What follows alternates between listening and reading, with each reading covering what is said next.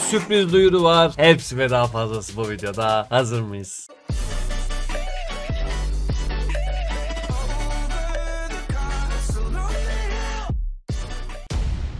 Işık hızında en özel airdrop haberlerini, kripto haberlerini yayınlayan kanaldan merhabalar efendim. Bugün de 3 duyurumuz var.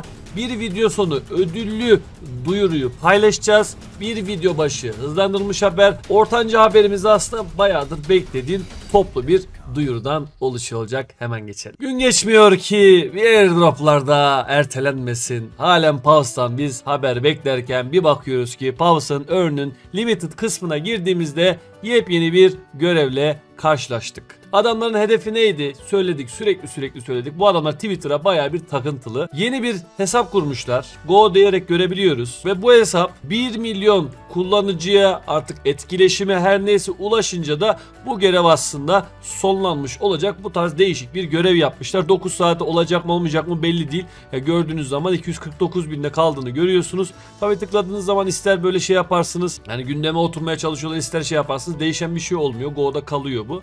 Follow Army'ne geldiğiniz zaman da zaten yine start yapıyorsunuz ve görüyoruz ki bu yeni kurulan kanal tamamen Pulse'a hizmet eden kanal olduğunu görüyoruz. Pulse Web'e de tekrar yönlendiriyor. Zaten rozet olaylarımız vardı, bunu söyledik. Bu olaylar da bitti. Yani son kısımlar da bitti. Artık yapacak da bir şey kalmadı. Yine ne olur ne olmaz biz 5000 Pulse'ımızı cebimize koyalım. Diğer 5000 Pulse'da 9 saate tamamlanacak, ne olacak? Onu da görmüş oluruz. Zaten ışık hızında hiçbir haberi kaçırmak istemiyorsak aşağıdan abone olmayı da unutmuyoruz. Yorumlara sabitledim. Telegram kanalımıza gelirseniz de daha ayrıntılı haberlerden haberdar olursunuz.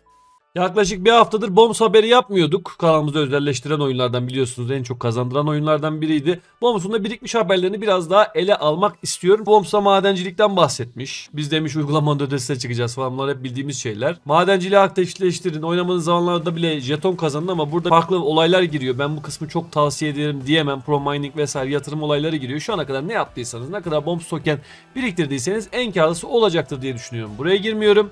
Listelemeyi beklediğini tekrar vurgulamışlar.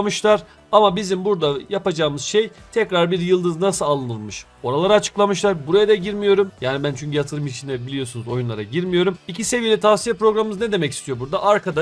Arkadaşımın arkadaşından da fayda sağlayabiliyorsunuz. Bunu zaten baştan beri biliyorum. Tapping öldü. Yani neydi? Başta biz tap to earn mantığında bir Bombs oynuyorduk. Tabii ki tap to earn burada önemli değil. Günlük giriş yapmak. 15 günün ve üzerisinde giriş yapanlara çok fazla oyun gümüş parayla ödüllendiriyordu. Hani tap to earn'de çok yaptık diyemem ama diyorlar ki evet eğlenceliydi ama çok eskilerde kaldı. Artık biz tapping olayını bitiriyoruz ve işleri değiştiriyoruz diyorlar. Daha hızlı, daha akıcı ve daha heyecan verici bir arayüze Bombs ulaşacak. Bambaşka bir Bombs oyunu bizleri bekleyecek demek istiyor. Biliyorum çoğunuz diyor ki abi gümüş paralar ne olacak? En büyük soru bu olduğunu biliyorum. Önceden duyurmuşlardı. En azından ben sizlere de yayınlamıştım. Gümüş paraların da ileride Bombs token'e dönüştürüleceğini öğrenmiştik. Yıldızlar zaten dönüştürülmüştü.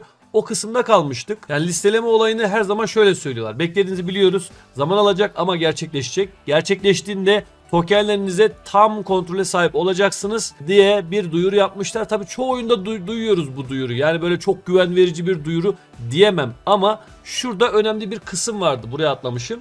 29 Ocak'ta paylaştılar. Dürüstçe size konuşmak istiyoruz. Sadece bir oyun değiliz. Geleceği inşa eden bir ekip olmak istiyoruz. Bloom'a benzetiyorum bu açıklamayı. Bu alanda ortaya çıkan, ödülleri dağıtan ve sonra ortadan kaybolan birçok proje olduğunu biliyoruz. Scam proje olduğunu biliyoruz ama biz öyle değiliz. Biz uzun vadeliyiz demek istiyorlar. Bloom açıklaması bu da. Evet, ödülleri dağıttık ve bu harika bir şeydi. Bir takas oldu. Çok da kazançlı oldu mu? Evet. Hakkını yemeye hiç gerek yok. Uzatsalar da hakkını yemeyelim. Ancak önemli kısım hala önümüzde. Gelecekte. Borsadaki tokenler üzerine kontrole sahip olmanızı istiyoruz diyor. Daha heyecanlı ve daha ilgi çekici yeni mekanikler dediği en son gösterdiğim olay. Dokunmadan uzaklaşıp gerçek bir oyun deneyimine geçeceğiz. Bakalım, ben bu kısmı merak ediyorum. Ne olacak? Kendi kendine idame ettirilebilir ve uzun vadeli olmasını sağlamak için asgari düzeyde gelir elde etme yönteminin getirilmesi. Ya diyorlar ki biz tamam aga size şu ana kadar çok kazandırdık. Şu an evet bekletiyoruz. Biraz canınızı sıkmış olabiliriz ama biz de biraz kazanmak istiyoruz. Bizim de biraz kazanacağımız sistemlerin de olması lazım diyor. Biraz geç mi kaldık sanki?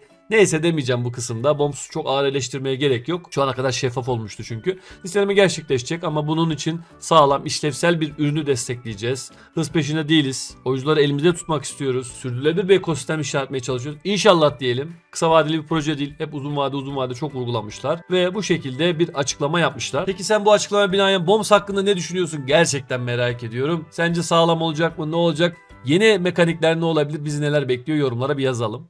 Şimdi en esrarengiz, en tuhaf, en sürpriz dolu açıklamaya gelecek olursak efendim, 5000 dolarlık ödül mevzusuna geliyorum. Şimdi dediler ki biz listelemeye şu an hazırlanıyoruz. Son aşamasındayız. Borsalarla müzakere ediyoruz. Klasik açıklama. Çok yakında size önemli haberlerimizi paylaşacağız. Bekliyor olacağız. Bonusu hesaplamakla tüm bunların dolandırıcı hesaplarının engelinden emin olmak istiyoruz. Klasik bütün oyunlarda gördük aynı senaryo. Şimdi diyorlar ki listeme hazırlanırken biraz da eğlenelim. 5000 dolar ödülle içeren bir olay yapacağız. Bu mantığını size anlatacağım. Ama şu an bu mantığı anlatsak bile bir anda böyle kimse 5000 dolar tabii ki almayacak. Şu ana kadar hiçbir etkinlikte böyle olmadı. Olmayacaktır diye de düşünüyorum. Çok garip bir sistemleri var ama bu sistemleri biraz anlatmak istiyorum. Şimdi diyorlar ki aga biz her gün bir bilmece yayınlayacağız. Şöyle bir bilmece. 5000 dolar ödüllük için bir bilmece. Örnek veriyorum, bu bilmecenin cevabı zebra olsun. Şu an kimse bilmiyor bu arada. Dünya üzerinde araştırdım, yani bilen, açıklayan hiç kimse yok. Bayağı da bir uğraştım da ama yapacak bir şey yok. En azından bulduğum bilgileri söyleyeceğim sizlere. Beşli bir şey söylemiş, örnek veriyorum, bu zebra olsun, tamam mı? Bugün zebra kelimesini aldık. Ekrana veriyorum. Cüzdanlarımızı hani kurtarmak için 12 kelimeden oluşan bir kısım var ya. Ekrana verdiğim gibi düşünün. O bir sadece örnektir. Bu örneklerdeki gibi günlük bir bilmece çözeceğiz. İşte bugün zebra, yarın key diyelim. Her gün farklı farklı kelime.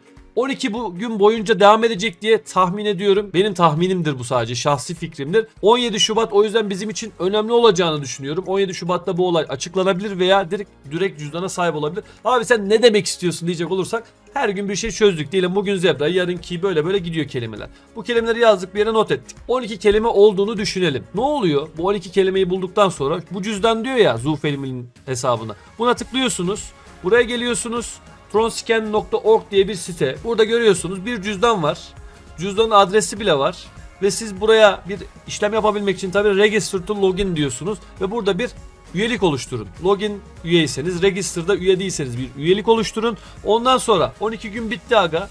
12 gündeki kelimeleri biriktirdik diyelim ki. Yarın bir gün illaki bütün kelimeleri ortaya çıkacaktır. Yani bu 12 kelime bitmeden hepsini açıklayacağımızı ve bulacağımızı düşünüyorum. Daha ilk kelimeden bulamadık tabii ki.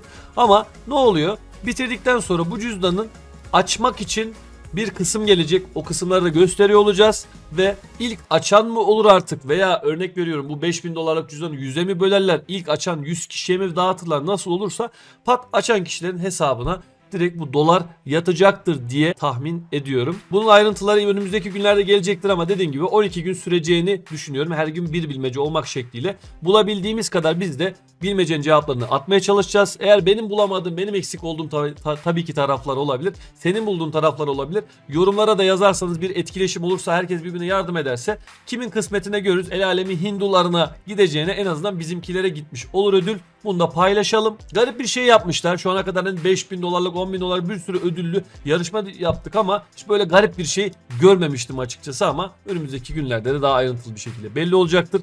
Bakalım, uzatıyorlar, gidiyorlar, değişik şeylerle bizi oyalamaya çalışıyorlar. En sonucunda neticede ne olacak ben de merak ediyorum. Ve şunu da bir duyurmak istiyorum. Kittyverse'ün son kısmıyla alakalı çok video bekleyenleri görüyorum, duyuyorum, yorumluyorsunuz. Perşembe, en geç de Cuma günü Kittyverse ile alakalı çok ayrıntılı bir rehber videosu gelecektir. Sürekli istediğiniz için hem de duyurmuş olayım. Görüşlerim benim için çok önemli. Her hafta içi saat 3'teki özel videolarda görüşmek üzere. Kendinize özel haberlerle birlikte çok iyi bakın. Hoşça ve sağlıcakla kalın.